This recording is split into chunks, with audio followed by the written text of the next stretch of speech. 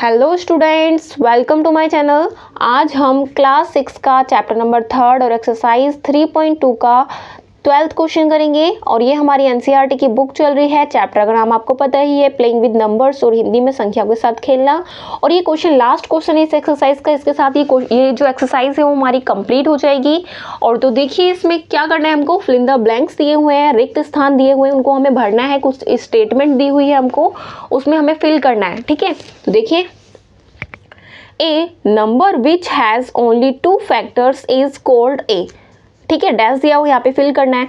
अब देखो एक बार फिर इसको समझते हैं हम। वह संख्या जिसकी केवल 2 गुणनखंड हो एक डैश कहलाती है। ये कह रहा है कि मतलब कि जिसके 2 फैक्टर्स होते हैं ना, यानी कि 2 गुणनखंड होते हैं, उनको क्या कहते हैं हम? क्या कहते हैं?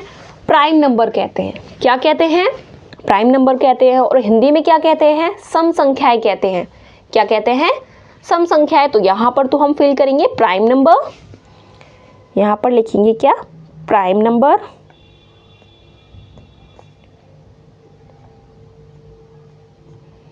और यहाँ पर क्या लिखेंगे? सम संख्या।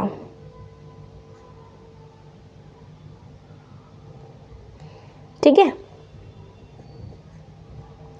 नेक्स्ट देखिए, A number which has more than 2 factors is called A।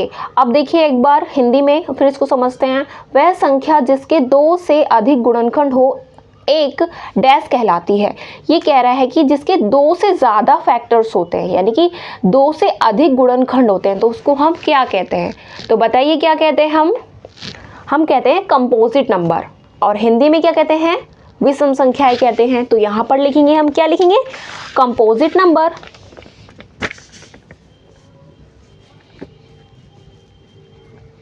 Composite number. और इसमें हिंदी में क्या कहते हैं? विषम संख्या।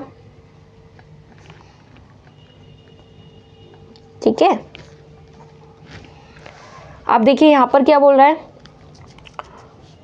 One neither dash nor neither. कह रहा है एक ना तो डैश है और ना ही डैश है। तो बताइए इसमें क्या फिल करना है?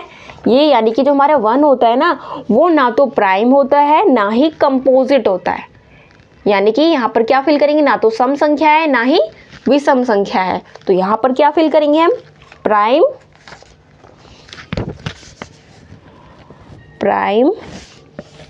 और यहाँ पर क्या आएगा? कंपोजिट नंबर भी लिख दो यहाँ पर, और यहाँ पर भी। यहाँ पर क्या लिखेंगे? सम संख्या है और ना ही क्या है? विषम संख्या।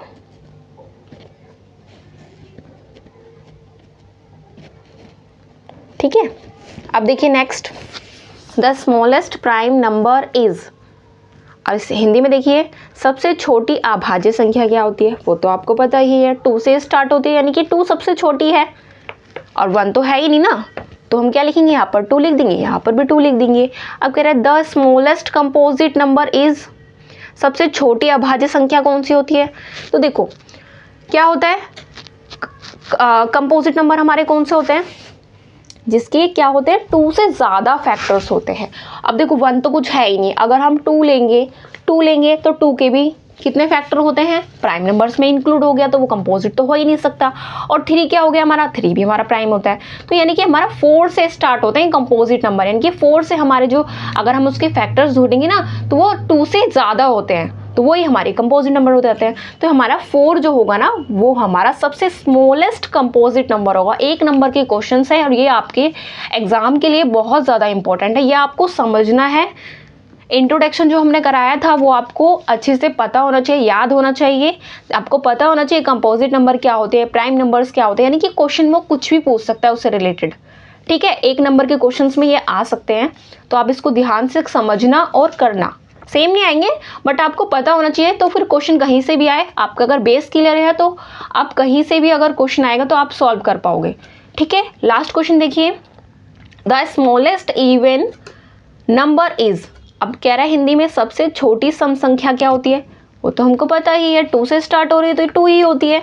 ठीक है, तो ये क्वेश्चन भी हमारा कंप्लीट हो चुका है, ये एक्सरसाइज भी कंप्लीट हो चुका है। तो मिलते हैं नेक्स्ट वीडियो में, तब तक के लिए बाय बाय।